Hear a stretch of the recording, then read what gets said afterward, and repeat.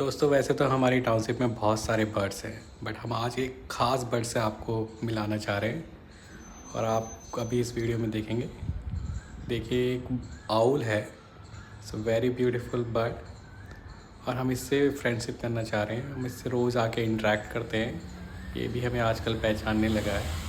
ये भी हमें जल्दी से अब उड़ता नहीं है, थोड़ी देर तक हमें देखता है, थोड़ी देर तक हम इससे डिफरेंट साउंड्स में इससे बात करने की कोशिश करते हैं, बट ये हमारे पास में नहीं आता है। अगर आपके पास कोई आइडिया हो तो कमेंट में शेयर करें एंड वीडियो को लाइक एंड सब्सक्राइब करें।